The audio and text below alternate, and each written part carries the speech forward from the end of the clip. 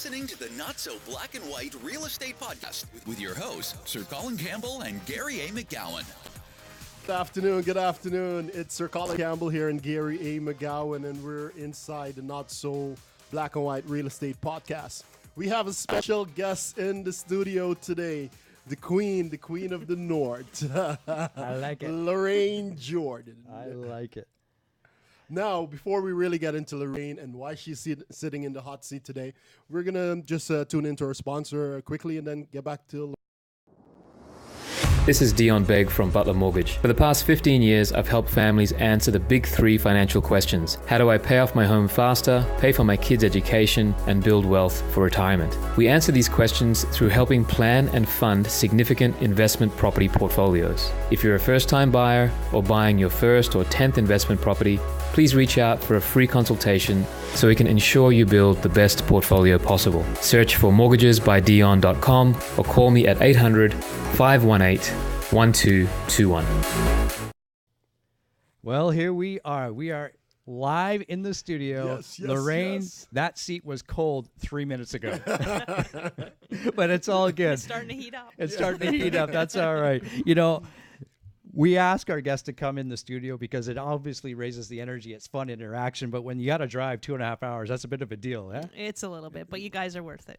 Yes, did you hear that? We're worth it. Yeah, baby.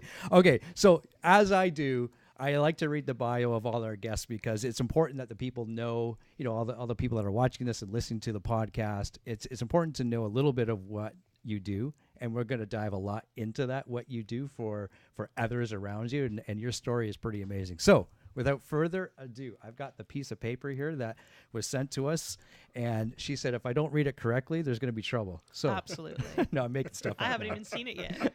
Okay. That means, Colin, that. Okay, here we go. This is what we got. So Lorraine of Team Jordan, and we'll talk about where Team Jordan is focused out of, but quickly, where is it focused out of? Where's home base? Midland, Penetang, and Barrie. Perfect. Sweet. Okay, so now geographically, that's about 2 hours north of Toronto for those of you that don't know that area. But here's Lorraine's bio. A real estate professional with almost 3 decades of experience and a passion for all things community. Lorraine is an innovator. She always follows her own vision and does what is best for the people that she is surrounded by. I love that, by the way. A forever learner, Lorraine is a landmark graduate, Tony Robbins master, and certified John Maxwell trainer and speaker. Wow. Yeah, that I love too. Busy girl. Although she is proud of her many awards and accomplishments of what drives her and the people, other people that she meets, the relationships she has built, and the lives she has touched, helping others building lifelong relationships is her passion.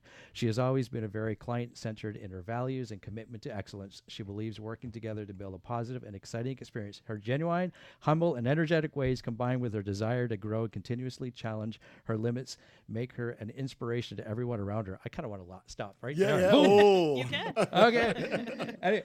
She's a leader, coach, and mentor, and realtor, a true inspiration and for some of her accomplishments. Lorraine has followed her vision, established and built her own successful real estate team, Team Jordan, which is now one of the largest Keller Williams teams in Canada, which is absolutely amazing. We'll talk a lot about that. Ranked 16th. She ranked 16th out of 172 agents worldwide. Lorraine is not finished yet. Coming off an unprecedented year, she continues to venture into the unknown, reaching for growth and positively impacting the community and impacting you, impacting me every day. Wow, that's impressive, my friend. I am just honored to have Lorraine in this seat. Seriously, show's over. Drop the mic. Yeah. Pretty much. Lorraine and I, we've known each other for some time now. It's someone that I truly admire, respect, and in the spirit of Women's Day, month, year, we had to get Lorraine Jordan on the show in the hot seat because she's just one of those business women that you need to listen to, if not, meet with her and learn as much as possible you can. Thank you. Thanks Appreciate for being that. here. Yeah. Being here. So, Lorraine, we always like to start off with a little bit about, okay, that was great. This was on paper. That was awesome. But what's the 2-minute bio of Lorraine? Like, where did Lorraine come from? How did you end up here? What? Oh, that's not 2 minutes. That's a good thing it's an hour show long. But I'm holding you to 2 minutes. Like, give us that little backstory of Lorraine Jordan. In 2 minutes. Well, Basically, I worked in a small grocery store in a small town, Penetang. I got my first job when I was 13, and I don't know, we just kind of had some fun with it. So what happened was I learned every job in the store. And what happened was I ended up doing, I was in the meat department deli, and there was a great butcher there, and we used to joke around that everybody would come in and say, oh, do you have any pork chops or whatever it was? And that would be what we'd be out of that day. So he'd go, oh, why wouldn't they buy sausages or something like that? So we started a bet. And we would bet, okay, that's 3 minutes in the show. We're I already know, talking about betting. But you really got to hear the story. I don't know where we're going. I like where we're going. So he'd be like, I bet you can't get rid of this. So we'd start a betting game. And so picture this. I'm at the time 16 years old. I hate to say this, but the internet didn't really exist then. And I would go in, I was in high school, and I would go to the library. It's a place with books. And I'd pick out a magazine, and we were, like, grocery stores weren't open late at night. So we were that place that everyone would stop on the way home and, great mom and pop shop. And I would find a recipe in this magazine, and what would happen is everybody, because I worked 5 to 10 every night, on their way home they would stop by and they'd say, like, what's for dinner, Lorraine? And I'd have this recipe that would highlight the item I needed to win the bet with to sell. Sweet. And people would pick this little bag up of ingredients and the sausages or pork chops or whatever it was we wanted to sell. So it just turned into, I just crushed him. I mean, I won every night. And he was there all day long. He was there 9 to 5. And from 5 to 10, I would always sell out of whatever we needed to sell that day. And he said, you got to go into like used car sales or something. And I decided real estate. So I took a co-op and ended up getting into real estate when I was 18. Wow. 18. Yeah. Wow. So I know that was more than 2 minutes, but it's kind of a fun No, story. No, we talked about betting and pork chops. That's amazing. I Yeah. like that. So from young on, you were dad entrepreneur. Sales was in your blood. Your family, mom, dad, any of them were into sales? Were you surrounded by sales? Well, we always joke. My dad always had a lawnmower or a car or something on the front lawn, a trailer, because he just enjoyed that. My grandfather used to, and I have pictures. I was like 4 years old going door to door with him selling potatoes. I don't know if it started then or I don't know. It just seemed like fun. And now you went from selling potatoes to now opportunities. Opportunities. Yeah, I would Wow. definitely call it opportunities. Wow. Not just Love it. homes. Love it. Love it. So to kind of set a little bit of the tone, like we bring people in here, and obviously, as we say every show, we want to bring people in here that are doing bigger and better things than we are. And that's just to grow us and to grow the audience. But, tell us, just a little bit about what the team looks like, your real estate team looks like, Team Jordan, and how big that is, just so people can kind of get a grasp of the type of business leader and the leader that you are. So we've averaged roughly 10 agents for the last maybe 3 years on the team. Right now we're in growth mode, and I believe count today is 15. We just recruited somebody new on Friday, so Awesome. that's Awesome. fantastic. Good job. Yeah. And then we kind of joke that we have an admin for each person on the team because that's pretty much how it works. We're very customer service driven. So we have inside sales. We have 3 of those. We have the lead transaction, listing coordinator, financing. We have 3 people in marketing. I have my VP of sales and marketing. Kelly on our team is trainer. Yes. So and then we have a stager and we have a handyman as well. So really full service. Wow, that's amazing. Yeah. That's a huge team, and like you said, it's more focused on the customer and their experience. Because to have a stager there, because most people they don't have a stager or even a handyman on their team, so really like that. Now, what is the biggest lesson that you've learned in your years of real estate? Oh, so many. One of the big ones is you're only as good as your weakest link. So it doesn't matter if it's somebody on your team or if it's a service provider that you deal with. If they set the standard. Yeah. So if the bar is always up higher, then everybody's reaching. Whereas if you bring someone in, I believe that's a mistake a lot of people do. I mean, I started that way. My first hire was a client of mine that wasn't working. So it was kind of like, hey, bring her on. And if things don't work out, it's not going to be so bad because, it's not like she left a job to come and work for me. Yeah. Whereas now I meet great people and I go after them. Awesome. Wow. So now when it came to building your business to the level where it's at today, you mentioned 15 agents, what it took to break through that ceiling from, individual agent to, okay, I'm going to build a team. And I'm sure every level, it's a new ceiling you're breaking. Oh, absolutely. I mean, I started building my first team. So my first hire happened after I had my 4th child. Okay. So we had just built a new home. 4. I stopped at 3 and I thought that was crazy. We had just finished building a new home, so going through the construction and everything while I was pregnant, and then we had the baby, and it was just kind of a little bit crazier than before. Yeah. And I hired that one assistant, mostly because I needed help. Okay. And it didn't take long to kind of figure out that wasn't going to kind of work because I didn't hire the right person for the role. I hired somebody that I met that I thought could help me with the role. Okay. So I then hired somebody that was a really good fit for the role, and then I added a buyer's agent shortly after for the leverage. And then I really took off. I mean, at that point, before hiring them, I was around 70, 80 transactions. And as soon as I got pretty close to 100 the last year on my own. And then it just kind of blew up from there with the leverage. Okay. So just to give our listeners, our audience, an idea of your production, if you have your numbers, if you could just, I know it's, Lorraine is so humble and modest. Like this is things that she doesn't talk about, but, and I'm going to pull that out. We average about 400 transactions a year.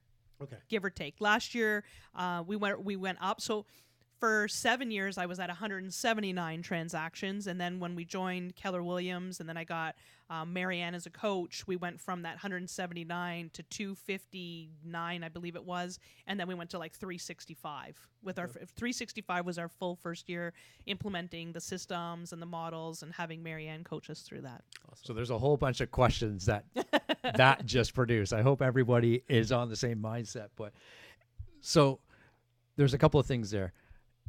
You hit a limit. You had a ceiling without a team. With a team. With the team. Okay. So but 7 years. It was like 168, 179, 171, 177. Like it just kept bouncing. I was getting a headache. Of course. Yeah. Yeah. That fleet. Which for some that might be, hey, great for people like you that want to blow through that. It got comfortable. I have to admit, during that time period, it was a long stretch. I mean, it was comfortable. I mean, I'd get more leverage, with time off. My kids were little. I did a schedule where what really propelled things is when I used to take Tuesdays and Thursdays off. So if I took Tuesday and Thursday off to do swimming lessons and, go to the park and hang out, I'd have to get my work done on Monday in order to take Tuesday off. I couldn't say, I'll just do that tomorrow. So it just made me more purposeful. Okay. And I'm thinking here, like, you could have made so many more excuses because you're not in a market like Toronto is, where there's thousands and thousands and thousands of sales. If we just look outside our doors, like, Right. you're in a smaller market. And the population's 20,000. 20,000, you're still doing those numbers. So your market share, you must own the market up there. Yeah. But that's a We have. choice. Yeah. Yeah. I like that. Well, I believe we're very, very fortunate, and I'm grateful the community's support. I mean, people talk about, you mess up something now, social media is going to, jump all over you. I mean, you should try being in a small town. Yeah. I mean, my kids used to hate it. Like, I wasn't allowed to go grocery shopping because next thing you know, I'd book a couple appointments and, or... I don't know. I've always had mindset of giving back and always, helping out. And, like, if I met somebody that I knew, I talked to them, not only because I wanted to do a sale. I mean, I was helping them with whatever it was. Kind of, yeah. Right? I grew up in the town that we are in, Stouffville, and when we moved here, there was 12,000 people. So I can walk out and walk along the street and go grocery shopping, and it's this. Yeah. Hi. Which, for some, sometimes my kids were a little upset because so was I, because the ice cream melted before I got home. But Those are other issues, though. yeah, but I mean, seriously, I mean, how great is it to be in a community where everybody knows each other? Yeah. And, we've done so many different community events, and we used to do just a client-focused one. And when Zellers closed, we started bringing the whole community into the event. Awesome. Why not? So So you're the before you take unofficial over. mayor of that. Yeah. No, there's some great mayors out The there. unofficial I'm not mayor. Unofficial. Yeah. Yeah. There's two things. You talked about coaching, and Marianne is your coach, Marianne Gillespie, right? Yes. And the other one was Keller Williams. What came first? Keller, no, Marianne just before. Okay. And so I want you guys to talk about that a little bit, and then, but what I want to know is, what was the difference between your business before and your business after you said you joined Keller Williams? There was a whole bunch of other things that happened, and your numbers went through the roof. Maybe it was hand in hand with your coach. Well, it's kind of funny because I had been following Keller Williams for years and years and years. Like, I remember when the Millionaire Real Estate Agent book came out. I mean, I was already starting to build a team. So when this came out, it was like, holy cow, where was this, a year earlier? I could have used it, right? It would have saved me some time. And then what happened was I had been attending a lot of their training. I mean, I always love that Keller Williams always invites you to the training. So I was attending all this training, but I was an hour away almost from the closest market center that finally had opened. So, that made a difference for me. But I guess what happened was I didn't know what I didn't know or what I was missing. Yep. I never saw the back end. So much as I had the book and I was involved in a lot of the training and I could go take all those courses, I didn't see the content that was available online. I mean, they have that one site that everyone's allowed to go to, but as an agent, holy cow, you could live back there. All the videos, all the training, all the systems, all the models, everything. It's all back there. So Marianne was a selection because Marianne was at Keller Williams and she knew how the models work. So it was working with her and then bringing in that back end and putting it all together. Awesome. Yeah. That's good. You got something for her? Now, you're building a team. You're building a career. You're moving people along with you. At the same time, you had 4 kids. 4 kids, and you're doing this as a mom. For young mothers who are getting into the business now, who are thinking that there's no way I can do all of this and still be a mother at the same time, what advice are you giving to them? Oh, not true. I mean, it's the best career for that. I mean, it's I had three boys playing hockey at one time. I mean, it was crazy. There's That's why you work so hard. Yeah. No, I made it all the games except for I think the one year I figured I missed out on 2 games out of good all for of them, you. which was huge, Really? right? Wow. School trips. I was there for every school trip. So it's flexibility that this opportunity affords you. And I would do different things. Like if the client wanted to meet up with me, I would tell them, well, I can't do that time. I can do this time or this time, but I wouldn't say I'm going to a hockey game. Yeah. I mean, I got busted a couple times. I mean, I remember the first time walking in and the client's like, "Hey, I thought you said you couldn't do this afternoon at 1." And I said, "Well, I can't. I'm booked with my kids. If I didn't put them into my schedule, I would never see them." And ha ha ha, right? But I'm still seeing you tomorrow at whatever 2. And that works. So I always tell my agents that don't ever tell people what you're doing. Yep. Just say you're booked and give them alternate times. I mean, they just picked a time. You don't have to rearrange your life for it. And I don't think your clients would expect you to, at least not the people I'm lucky enough to work with. Yes, right? you choose to work with. Yeah. And the other thing is always, I mean, we always had branding. So we always had our Team Jordan jackets, our name, and we wore them everywhere. So, I mean, when you're at the hockey arena, people would talk to you about real estate. I mean, they're your friends. Of course. What better people to sell homes to than people that you know, love, and feel the same about you? Interesting. So that you've created that life by design, regardless of, the strain and responsibilities of a mom. Now at Keller Williams, we talk about our big why. What gets you out of bed in the morning? What drives you to build bigger? Happiness for me is growth. I'm addicted to growth. It sounds kind of crazy, and I don't know, my kids think it's crazy now that they're older too, but it's like there's always that it can be done better, it can be done smarter, I can help more people, make a bigger impact. It's growth. I like that. I like that. Yeah. A couple of shout outs here. So yeah, Mark Loeffler. Hi. He's relating this to golf somehow. You being a hockey mom to golf. I'm sure that I works. have a son that plays golf. He's actually on a scholarship program in the U.S. So we did a amazing. lot of golf too. Amazing. But yeah, if you're watching this online, obviously drop a comment and say hi and tell us where you're from, because with the podcast meets or reaches many parts of North America, which is pretty cool. And if you're watching this on the replay, drop questions in there, because we continue to monitor it and answer those questions, and it's fun to have that interaction. And today at 3:16, we'll be answering some of your questions that people have posted here too. So, Lorraine, talk a little bit about what pushes you. So you've kind of given us the hint, and we know it a little bit on your coach being one, and how has that changed your business? It's actually implementing systems. And she doesn't cut you any slack, Same coach.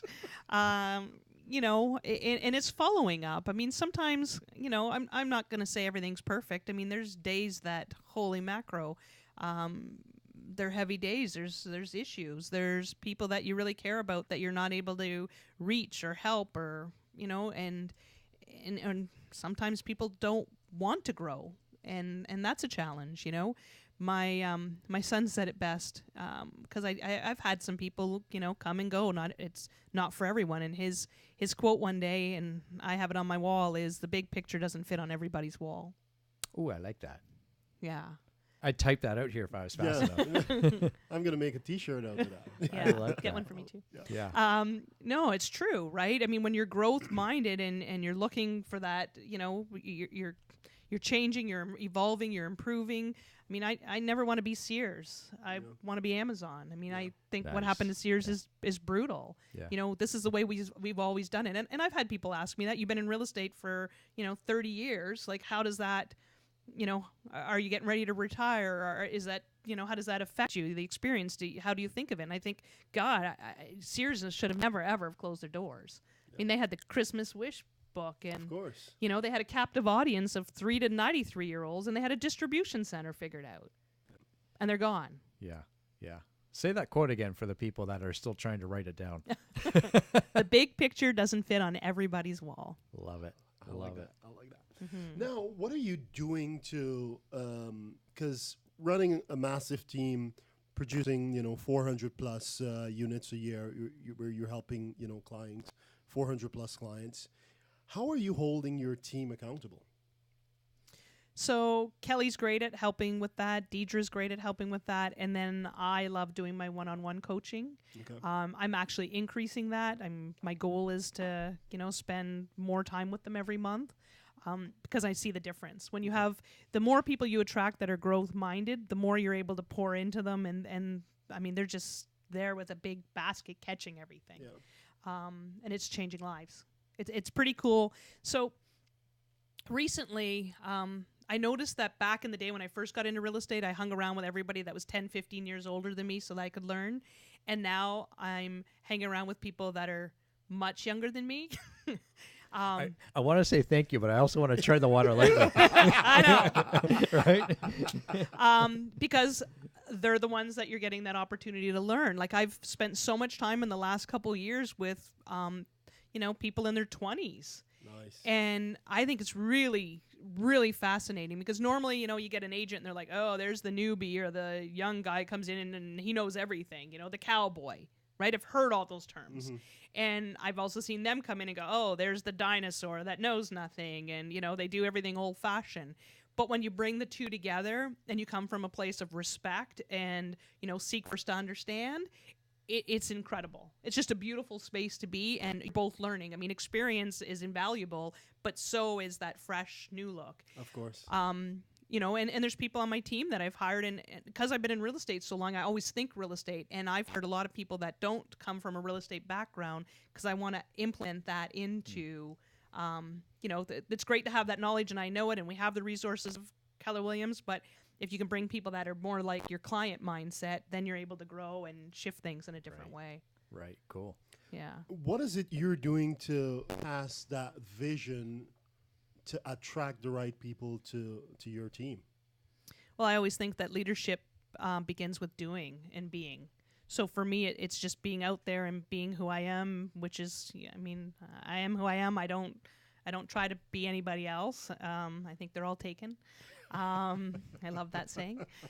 She's just full of the quotes today. I love quotes. It's a good thing we're recording this. Yes. Yeah. But yeah, it's it's about just being who you are. And I believe, the phone rings, we get emails, we get people that are interested, and yeah. So. No, that's cool. Sorry. Go ahead. Hi to Dina out there, and she says hi, Lorraine. You're inspiring. You are inspiring. That's why we hang around you.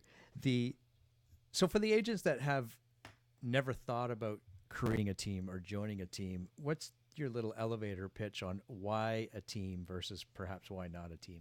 Instead of being on their own? Yeah. Oh my gosh. Okay, stop. Yeah, I think that just answered it. How much time do we have? Oh my Oh my gosh. gosh. Should I join your team? Oh my gosh, yes.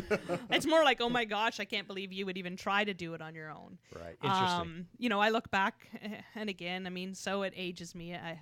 I'm not 24. I don't know if I'd want to be, but You look good for 29. Thank you. If you look at it, it's, we used to put things, in the newspaper, in MLS book, a sign out front. Like, we did such simple things. And now, it's like 238 different tasks for every single, role. And I look at, all the different departments. I have 3 people doing marketing. 3. Mm-hmm. Like, how can you do that on your own? I don't care what system you use. It's not an easy task. Yep. And everybody has their own talent. Everyone has their own sweet spot. So to me, the beauty of a team is everyone gets to do the part that they love. Like, as an agent, I want to be belly to belly with people. I want to be doing this. I don't want to be sitting in the office like I used to till 1 o'clock in the morning doing paperwork. Yeah. Right? Yeah. No, I love it. We were in training the other day with a good friend, Andre Chin, and the question was asked to him, do you do open houses? And he operates a very successful team. And Andre's like, I'm the last guy you want doing open houses because he's not good at them. Yeah. Right. So put the agent on your team that's great at doing open houses as a client. That's who I want selling my house. Right. Absolutely. Yeah. No, and I think that's people think, oh, I'm not going to join a team because there's this and then I'm giving up that. Well, look at it from the opposite side of the paper. Like, look how much you're gaining and you can leverage. Well, and I get people that go, oh, if I join a team, I have to do twice as many deals. There's always that, depending on splits and stuff. But typically they're going, oh, I have to do twice as many deals. I have to work harder. And I'm like, no, you get to work smarter and you get to be more effective and you get to do just the parts that you love doing. Don't get me wrong. There's still some paperwork. You're the one that went to the house. If you're listing it, you are doing your own offer because, and negotiating. But hopefully you're good at negotiating. If not, we're going to work on that. Good. Okay. Should we do it? Should we do it? What time is it? It's time to do it. Okay, let's do it. She doesn't even know we're doing this. Okay, so here we go. Is it working? Yeah, here we go. We got a little fun we're going to do with you, Lorraine. Rapid fire questions. You Oh, ready? there we go. So some of these are serious. Most of them are funny. Did you catch that? Okay, Lorraine, would you rather be texting or talking to a client? Talking. Favorite season of the year? Spring right now. Love it. Yes. As an agent, yes. Yeah, that's when we list up in the spring. Well, all the year, but spring. Is it wrong for a vegetarian to eat animal crackers? No. Animal crackers are great. Yeah, that's what I'm talking about. First celebrity crush. Oh. Me. Yeah. Celebrity. There you go. Celebrity. SirColin. Celebrity. Place you want to travel to. France. Love it. Favorite junk food? Lay's plain potato chips. Really? Wow. Yeah. I The love- rippled or the flat? No, flat. I know. Okay. It's a weakness. We'll let it pass. Is double dipping at a party ever acceptable? No. Name one of the 7 dwarfs. Sleepy. Yeah, you would. Do not read into that answer. Favorite type of tea? Apple cinnamon. Ooh, that's a tea? Yeah. It is now. Okay. Big dogs or small dogs? Big dogs. And last but not least, what superpower would you like to have? That's a tough one. There's so many. Yes, but I think one. to read people's minds. Ooh. I think that'd be ouch. fun. There you go. Rapid fire love questions. It. I love it. Love All it. right. Love it. Just to mix it up a little bit. Beautiful, beautiful. Take it away, Colin. All right, Lorraine, you've coached as a massive team that you have. You're coaching your team members. You're constantly reading. You're surrounding yourself with people that you can learn from, building that growth mindset. How do you protect that mindset? Oh, that's a good one. I think I'm really fortunate in when I compare myself to try to understand the way I'm wired and how I can best help others whenever I'm going, how come they don't see this? Why do I see this and they don't see this? So I do go to negativity. Like if something goes wrong, I go right there. I mean, it's something I work on, but I do go right there. The difference is I go, okay, that's the worst thing that can happen. What's the bright side? What's the silver lining? What can I do to make this better? So I'm really quick at switching it off. So it's like, it's like feel the pain and then figure out what the gain is from it, right? Like how can I get positive with it? In the same token, I also do that with celebrating. So it's kind of like, woohoo, we did that. Okay, what's next? I don't spend a lot of time either way in it. It's just like, it's day to day and it's having fun and being in the moment. Interesting. I Yeah. love that. Thank you. Gear, what do you got? So for me, real estate provides a lot of opportunities. Yes. And one of those opportunities is being able to invest in real estate. So talk to us a little bit about, how that's helped you grow your wealth and how that's attracted some of your clients and how perhaps that's attracted some of your agents that you work with too. That's huge. Absolutely huge. And it's funny because I had an email just last week from an agent that I know really well, and they were talking about, getting a job, a job. And I'm like, what do you mean? And they said, well, it's a great opportunity. We were chatting about it. And their whole concern was around their retirement. I'm thinking, wow, like you've had a great go in real estate. You've made some, you've worked hard. You had a great income and you've never purchased an investment property ever. And I was blown away by that. Over the years, I've owned 28, 29 separate properties. Some of the agents on my team that work for me, I've met through investing and selling them properties and then getting them on in real estate. And I mean, they're crushing it. And it's a way of expanding. I mean, I've probably, I don't know, hundreds and hundreds, maybe 500-600 investment properties I've sold over the years. Wow. So it's definitely, and it's teaching people how to own them in the right way and how to leverage it. And like I joke all the time. I mean, I own a property in Barrie. I bought it 6 years ago. I've never driven past it. I couldn't even, this sounds really bad, but I couldn't even tell you the address. Like I don't care. I got financial people that take care of it. I've never met the tenants. That's how you own investment property, in my opinion. Agreed. You leverage it for sure. And that's a big vision for my team. I mean, I believe I made a mistake because of my growth. I always hired people that I thought would, here, you can do my listings or my transactions, and then you could grow into a real estate agent after, because everyone wants to be a real estate agent because it's just so great. That was a mistake. I want to hire people just for the role that they love. So it's their sweet spot. I never want to do the transactions because I wouldn't be good at it. But if you love doing it, that's great. But how can I help you make more money? Like if they're great talent, it's like, I don't want anyone to ever have that ceiling. I don't like having a ceiling, and I don't want anyone else to have that ceiling. Yeah. So my coaching to them is, like, I just think it would be fantastic if everybody on my team, we were able to work with them so that they could replace their income. So one day they come to work because they want to, not because they have to. Love it. Love it. So how did you choose your first investment property? My very first investment property? Yeah. My very first investment property, I was 18. I was in real estate for 6 weeks. Are you kidding me? No. Another real estate agent listed this property, and I'm like, oh my God, like, why did they list it for that price? It was a vacant lot. I put an offer in right away on it, and then I couldn't get financing for it because nobody wanted to lend an 18-year-old, and I didn't have enough cash yet to buy it.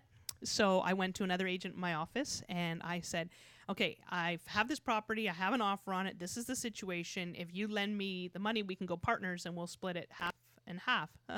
JV partner. Sweet. 1988. Do you have any idea this was a thing? No. No, of course not. Right? There's no internet. I couldn't search it up then. Yes. It just made sense to me. The Internet day came 2 years later. The day after it closed, we sold it for twice what we paid for it and split the money. And she said, if you ever want to do that again, kid, give me a call. Yeah. Wow. And we did. And then, the next one was an offer, actually on a multiple offer situation. I won. I wouldn't go multiple offer against, like, in my community again, but at the time, it wasn't the same. And I did the offer, and somebody else wanted to buy it, and they came to see me, and I sold them the deal for, like, I made $5,000, what I would have made commission kind of on the deal, because they wanted it for a different reason, and I felt compelled to let them have it. That was nice of you. Yeah. Yeah. And I still made my commission. You still made your commission. You still made $5,000. So. Yeah. Wow. Assignment. Didn't know that existed either. So I also did a rent to own then. 1990, 1989 or 90, I did my first rent to own. No way. I had no idea. It just made sense to me. These people wanted to rent. The house was vacant.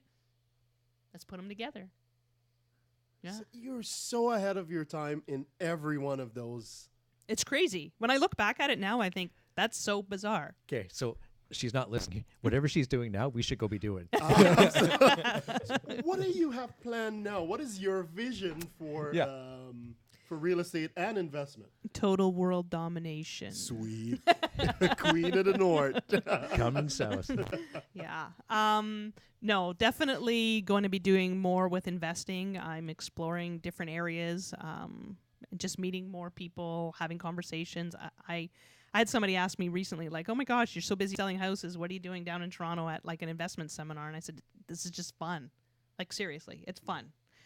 Learning with other people, being around like-minded people. I mean, that's what it's all about. So definitely growing into different communities, but starting more on referral or building relationships. I know what I need to do. It's like small steps, create, that, like, throwing the pebble in the water and creating those waves. Yeah. That's basically what we're doing. We're just doing day by day, step by step. I have, kind of a plan and a vision, and we're going to grow through it and have some fun doing it. Give us a sneak peek into your plan vision. A sneak peek. Oh, you know how much I love to share that part. Music. No, I think doing some of the business through referrals. Okay. I think that everybody's like, they want to have their name all over everything. And it's not about that. It's about, helping other people become better real estate agents, coaching them, leading them. I mean, I think there's a lot of, I see the difference. I guess when you do something for so long, you don't realize the strategy, and, it's just things that I see naturally and that I do naturally. And I mean, you've heard some of the crazy stuff, right? Yes. So I always see things a little different, and to be able to share that with people on my team and have them implement it and watch that growth and how quickly they're able to, scale up. I mean, we have people on our team, Eric on our team, a lot of them, they do really well. I mean, some of them have goals of 60 transactions, and it's their second or third year this year, and I know they're going to achieve it. Wow. So it's like helping people do that is fantastic. So for me, if it's just building a relationship and doing some referrals to start and then just seeing where that goes, that's super cool. And you want to diversify. I mean, if you're into investments, you don't want to stay in the same neighborhood. So where are you looking at investing right now? Oh, everywhere. World domination. Nice try. Nice try. Nice try. World domination. Yeah. So absolutely. For the agents out there that are, what's going on over here? He just wants that leading edge. I know, mean, right? It's worked on other things. He's going, there's the pattern. Nice. It's true. For agents that are just starting out or are hitting their own ceiling, if that's 10 units a year or 60 units a year, in your case it was like 160 units a year, in your experience, what's that one thing that just pushes that person through that ceiling? I think it's the balance, for sure. Like, find that balance. That Tuesday and Thursday off with the kids, that gave me peace to be able to work on the weekends. Right? It's like, no, I spent time with the family. It was effective time. It was quality time, and now I can work on the weekend and not feel that same guilt, right? Right. I think it's that whole effectiveness. I mean, there's a lot of people that go to the office 7 days a week or 5 days a week, and they're working, and it's like, but you're not working. Yes. Because you're not doing what you need to do to be effective. Like, where are you getting your leads? Every day somebody's buying or selling.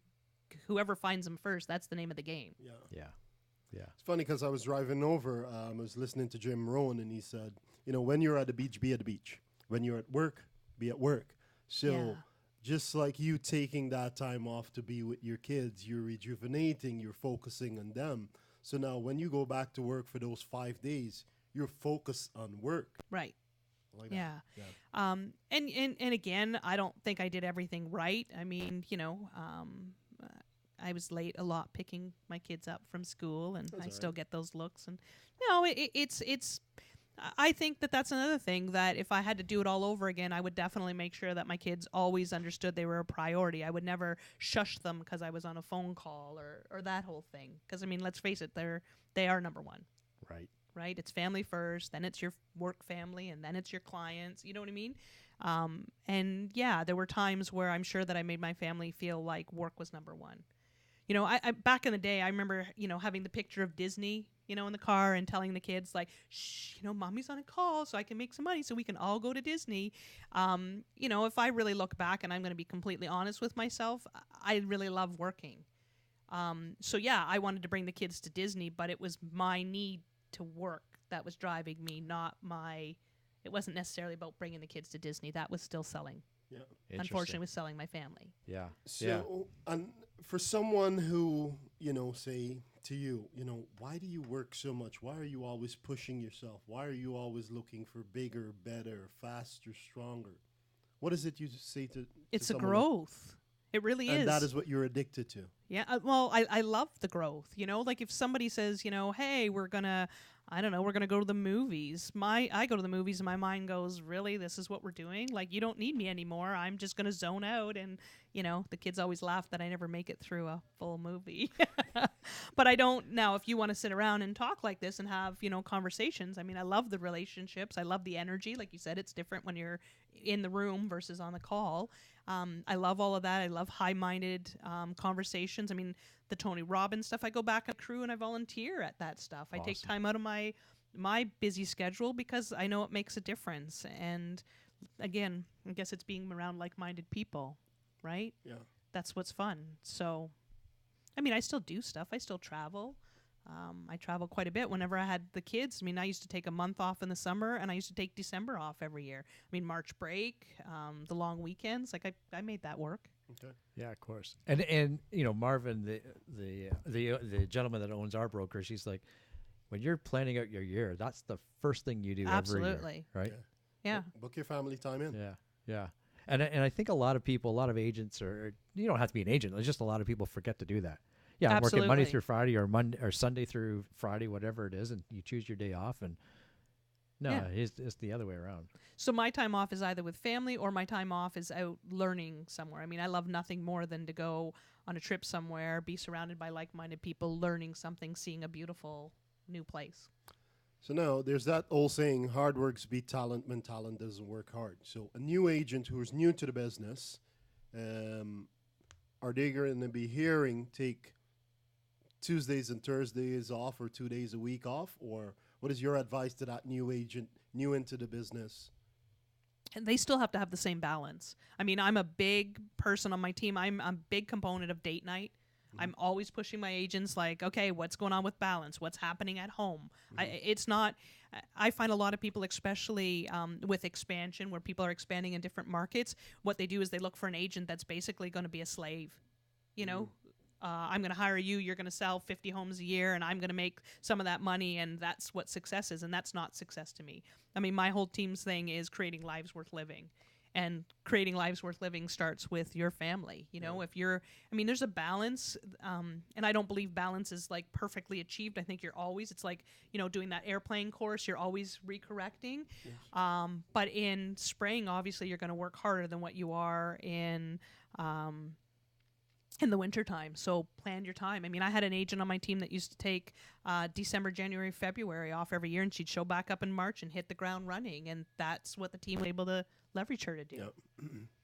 So dive in a little bit of what success looks like to you then, because you've used that word a little bit throughout the podcast here, but I just want to dig deep into what does success mean for Lorraine. So that's interesting because probably about a year and a half ago, that was another ceiling for me that I had hit. I felt a little bit like going to work every day felt like Groundhog Day, right? Things were going fine. They were going well. We were achieving the numbers. You know, I was taking time off. I owned investment properties. I mean, I'm putting 2 kids through school. Like, life is good. I'm feeling fortunate, but it just felt like something was missing. So success for me is continual growth. I know I've said it over and over again, but it's really important to me. So changing up and being surrounded by people that have that growth mindset has been massive, absolutely massive. And for the agents or the staff that's on your team, how do you measure their success? It's individual. It's about what their goals are. It really is. You know, if I've learned anything, it's about listening to other people. You know, what I want is what I typically will want for others because it's what I want, but that's not what others want, right? You need to listen and figure out what it is they want and then make that work. But, you know, that's frustrating whenever you all have to be in line, right? So if I'm trying to coach other people to what they want to achieve, but yet I'm also, for me, growth is important, that doesn't work if at least that one piece isn't in a line. You know what I mean? Yeah, sure. Like, so you're always coaching them to win, but yet you're not getting any part of that win. Like, it has to be win-win for everybody. So to me, winning is if everybody's growth minded and then you tell me what you want to grow into, then we make that happen together. Awesome. We got a couple of questions here. Okay. Let me get a couple out here for us. So Michael, let me just add this here. Here we go. Michael. At what point do you suggest bringing on your first hire? That question's always at the top of the list when we're looking at bringing on, growing our teams but So how are you going to answer that, Lorraine? I think that's funny because a little while ago you made that comment about, somebody's doing like 10 deals or whatever. What would you tell them? I'm thinking, I tell them to go to work. Yeah. If you're looking to grow a team, I mean, it's different if, your balance is, a certain amount of hours at work and you know what I mean? I honestly don't believe real estate is a part-time job. I don't think you're doing your clients any justice. I don't think you're doing the industry any justice if you're part-time.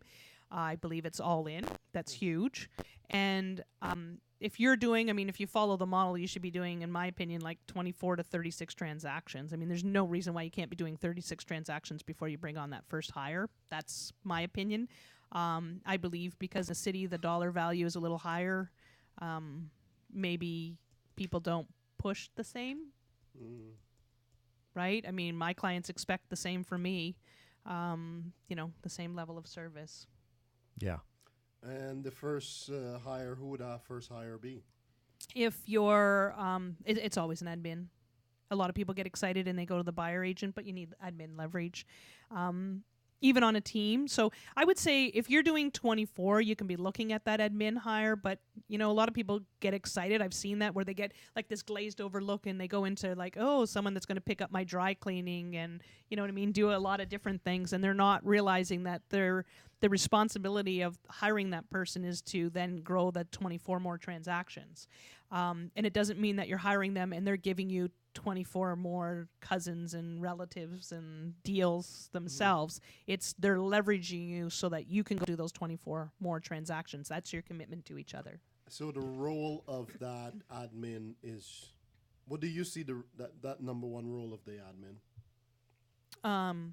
Some of it, for some people, it's accountability to make sure you're doing your lead gen. I've seen it used that way. I think it's important. I would say some of the paperwork leverage, like anytime that I've had admin, they're getting the listing documents ready. They're doing the trade record sheets. They're doing a lot of that. Probably Sphere, data entry, because I'm always floored to find out that there's people out there that don't have a Sphere. They haven't added anyone to their database, so that would be really important. Yep. And then the follow-up with it. Cool. Next question is here from our good friend Dina, and maybe it kind of goes in line with some of the stuff you've been saying. But at what point in your success do you decide or know it's time to build a team? When you have more leads than what you know what to do with, and you've already been working with somebody in the office, giving them people always think they got to bring everyone on their team, and I think that's just ego. It's start referring them to somebody in the office and get a piece of it instead of dropping the ball all over or disappointing a client. Yep. Yeah. I think that's how I started about 3 years ago. I took on, I can't remember the number of listings all in a matter of 3 weeks. And I said to myself, I'm leaving money on the table if I don't leverage this. Yeah. And that opened my eyes to what a team could look, or leveraging other agents could look like, I should say. Yeah. Absolutely. No, that's good. That's good. What does attract people to your team? Probably the people on the team. Cool answer. Yeah. Yeah. If you pay attention to a lot of people's names, and I mean, it was just a natural. I never really gave it much thought, but a lot of them have like the Lorraine Jordan team. And for me, the word team is first, because without them, I'm nothing. Like it's together. Right. So great. That's what's important to me. We got to rename our teams. Sorry. Did I just do that? Yeah, you heard it here first. But hey, we joke about this kind of stuff, but this is also in conversations like this is where you really get to learn about your own team and you never want to compare, because that's not, really. No, everybody's different. No, and real estate is an easy, I find it's an easy thing where comparing happens a lot. Correct. Right. And to check yourself and say, no, there's Team Jordan is doing it this way and they're having this success. Perhaps that's a model I should follow, as opposed to the opposite is criticize it. Because I think that's where a lot of people go. Absolutely. You agree? Yeah. And it's knowing who you are and, putting it together with who you want to be in business with. I mean, these are people you spend a lot of time with every day. Of course. So who do you want to be in business with? Like-minded people. Yeah, absolutely. This question came in right at the beginning. Hopefully Kath is still with us. And you've mentioned this over the podcast, but I just want to dive into it a little bit, make sure we answer her question. How do you balance your work life? Real estate is busy, and I'm sure unpredictable hours. And I'm going to let you run with that, because I know how to answer that my way, but I want Lorraine to answer that. So it's definitely juggling. So for instance, when my kids were little, I mean, they, went to bed at 7:30 or whatever. So I would pick them up after school at 3:30. I'd go swimming lessons, hockey practice, doctor's appointments, dentist, whatever it was. And then go home. We would have dinner together. We would do homework, and I'd put them to bed, and then I would go out and meet clients. But it's your sphere of influence, right? It's always about the people that you're with every day. So I was meeting a lot of the parents and the hockey kids and the swimming parents. And so they had the same lifestyle as I did. So it just was logical sense to say, hey, they'd say, oh, can we meet to do an offer or come over and give us a price on the house? And I would say, well, what time do you put the kids to bed at? and they'd say 8 o'clock, and I'd say, okay, why don't I come over at 8:30? And they're like, what, really? And I'm like, you know what? I don't mind at all. Like, it'll be easier for you to concentrate, and it was bringing service to them, and it worked for my life. So, think about, I tell young people that have kids that they want to work 9 to 5, Monday to Friday, go out door knocking, cold call, do something during the day where you're going to meet people. If they're home and you get to talk to them during the day, that usually means you get to do business with them during the day. Haha. Imagine that, eh? Yeah. Imagine that. I like that. And yeah, people do get blown away when you can say you can meet them a little bit later in the evening than your typical work day or whatever that looks like. It's win-win for everybody again. Oh, absolutely. Yeah. I have a question here from Kirby. You might want to Kirby. pull that up. He says, what's the mission and vision of Team Jordan?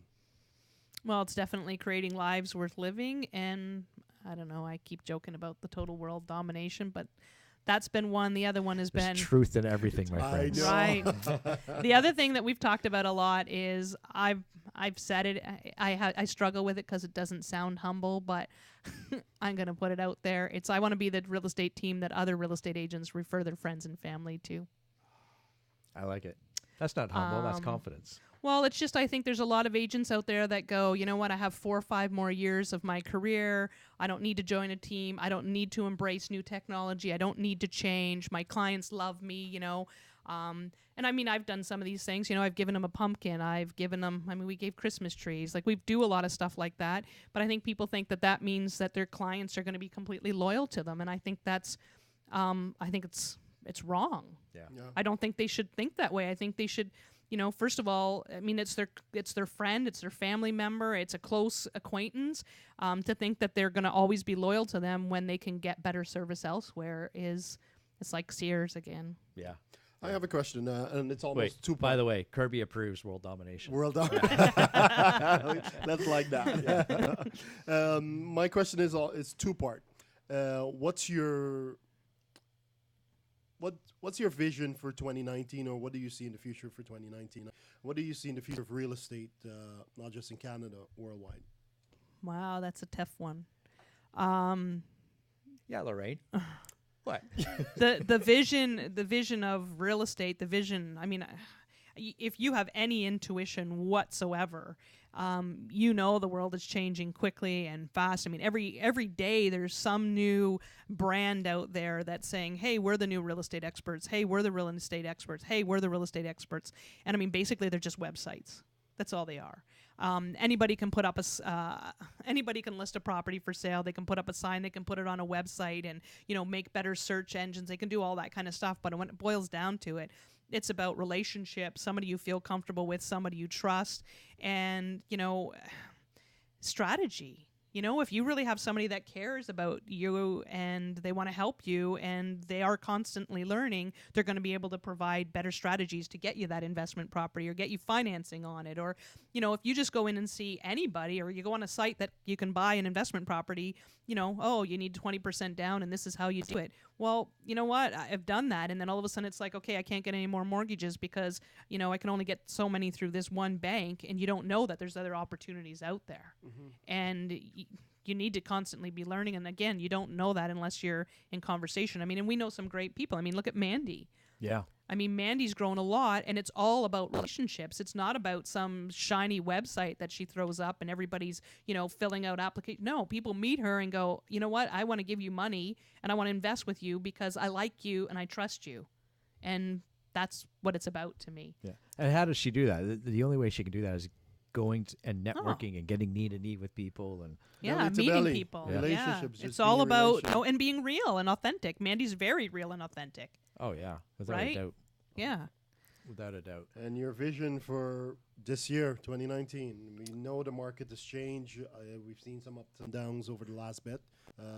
What do you see 2019? So for me, as far as my vision goes, my personal vision is just to spend more time with agents and helping them become better. Because if they don't, or as an individual, if they don't become better, they will be replaced by a website, right? So if I can teach somebody some strategies and some skills and, how to set themselves up better, how to get out there and meet more people and add more value, that's going to be the changing point. that's how I honestly think that's going to be the difference. I think that there's going to be, I know that there's going to be a lot of people are going to be going on teams. Because you can't compete. I mean, we're competing with some of the big brands out there that are trying to, bring down our value by offering less commission. And I understand why some people want to pay less commission because they don't see the value. It's because they're working with the wrong people, right? I mean, every time I can show you how we're selling homes for more money and getting our clients more money. I mean, we're bringing in a handyman, we're bringing in a stager. Like, just that kind of stuff makes a huge difference. Mm-hmm. Mm-hmm. I've seen clients get $50,000 more and they spent $4,000 on some improvements we suggested. Yeah. Right? Well, it's going to be one of my next roadside chats, but one of those roadside chats that I have lined up is, who you taking advice from? You taking it, right? Who are you taking it from? Mom and dad, whom we love, but have only sold 1 or 2 properties in their lifetime, or agents that have sold hundreds and hundreds and hundreds of properties? Thousands and thousands of properties. That's what I meant to say. Thousands and thousands. Right? Yeah, right. When the industry average is 4 sales, I mean, and I think that there's some great agents out there that aren't doing a lot of production, but if they really want to do the growth and they're willing to do what it takes, that can change. But they have to be hungry to put in the effort. It's always funny when we're here how fast time flies, and we are at that hour mark. So for people listening, how do they get in touch with you, whether it's buying, selling, or investing? Give us that, the secret numbers. The secret number. What's the website? Yeah, yeah. So of course it's teamjordan.ca, but my personal email is lj@teamjordan.ca.